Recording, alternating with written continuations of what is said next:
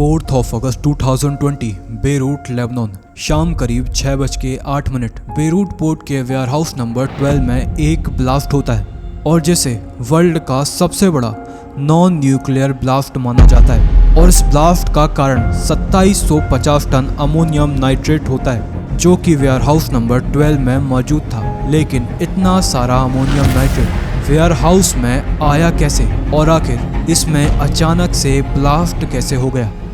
इसकी शुरुआत होती है 27 सितंबर 2013 से, जब एक MV रोशियस नाम का कार्गो शिप जॉर्जिया से मोजाम्बिक के लिए 2750 टन अमोनियम नाइट्रेट लेकर निकलता है। इस शिप को ओन करने वाली कंपनी के हिसाब से ये अमोनियम नाइट्रेट एक अफ्रीकन एक्सप्लोसिव मैन्युफैक्चरिंग कंपनी के पास जाना था और ये अपने सफ़र पर निकल पड़ता है। लेकिन इसे रास्ते में एक मैकेनिकल प्रॉब्लम आ जाती है जिसकी वजह से इसे बेरूट पोर्ट पर रुकना पड़ता है। लेकिन कुछ सोर्सेस के हिसाब से इसे ओन करने वाले आदमी के पास इसके रास्ते में आगे आने वाले स्विस कनाल के टोल को पे करने के लिए पैसे नहीं होते, जिसकी वजह से इसे बेरूट पोर्ट पर हैवी मशीनरी लोड करके उसके किराए से पैसे निकालने का अटेम्प्ट किया। लेकिन जब हैवी मशीनरी को शिप पर रखा जा रहा था तभी हैवी मशीनरी का एक कोना उस जगह पर जाकर लगता है जहां पर अमोनियम नाइट्रेट मौजूद था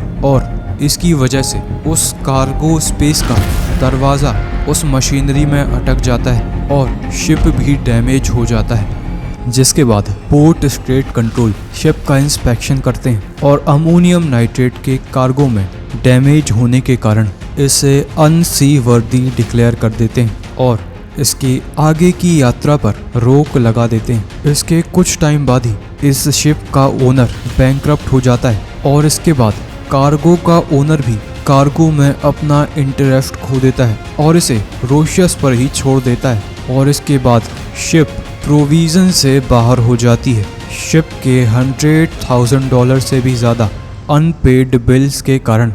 पोर्ट स्टेट कंट्रोल शिप को सीज कर लेती है क्योंकि शिप की पोर्ट फीस भी बकाया थी और शिप पर कार्गो रिफ्यूज़ करने के लिए फाइन भी लगाया गया था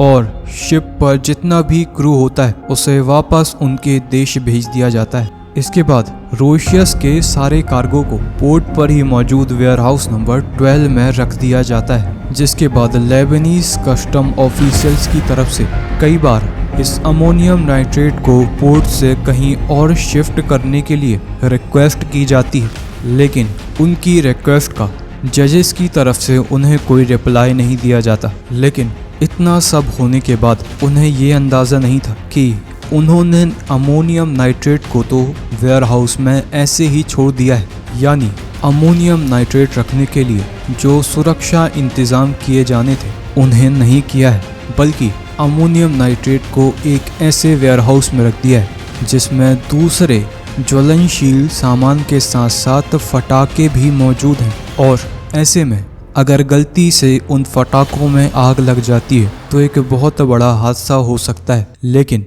किसी को इस बात की भनक भी नहीं थी, जिसके बाद आखिर एक अनहोनी हो जाती है। 4 अगस्त 2020 को शाम करीब 5:45 पर उन फटाकों में किसी तरीके से आग पकड़ लेती है, जिसके बाद इसके 10 मिनट बाद ही यानी 5:55 पर एक फायर फाइटर्स की टीम उस जगह पर पहुंचती है और जिसके साथ ही उन फटाकों में एक बहुत बड़ा धमाका होता है और इसके कुछ ही देर बाद शाम करीब 6:08 पर एक बहुत बड़ा धमाका होता है जो कि अमोनियम नाइट्रेट की वजह से होता है। ये धमाका इतना बड़ा होता है कि इसे 240 किलोमीटर दूर तक महसूस किया जा सकता था, जिसने सेंट्रल बेरूट को नष्ट करके रख दिया था और इस धमाके का इम्पैक्ट बेरूट में कई किलोमीटर दूर तक देखा जा सकता था। ये धमाका इतना ताकतवर था कि इसने 3.3 मैग्नीट्यूड का भूकंप तक ला दिया था और इसकी वजह से पोर्ट के आसपास का कई किलोमीटर का एरिया बर्बाद हो चुका था और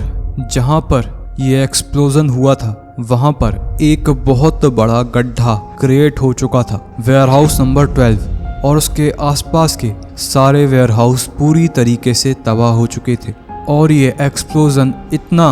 डेंजरस था कि इसमें करीब 218 लोगों की जान चली गई, 7,000 से भी ज़्यादा लोग इंजर्ड हो गए और करीब 3 लाख लोग बेघर हो गए। कुछ रिपोर्ट्स के मुताबिक इस एक्सप्लोजन से लेबनान को करीब $15 बिलियन का नुकसान हुआ। इसके बाद ये एक्सप्लोजन पूरी दुनिया के लिए एक सबक बन गया और जाहिर सी बात है कि इस एक्सप्लोजन के होने का सबसे बड़ा कारण अमोनियम नाइट्रेट को सही तरीके से ना रखना था, जिसकी वजह से ये एक्सप्लोजन हुआ था। तो अगर आपको ये वीडियो थोड़ा सा भी अच्छा लगा हो तो हमारे इस चैनल को सब्सक्राइब कीजिए ताकि हम और बेहतरीन वीडियोस लाते रहें।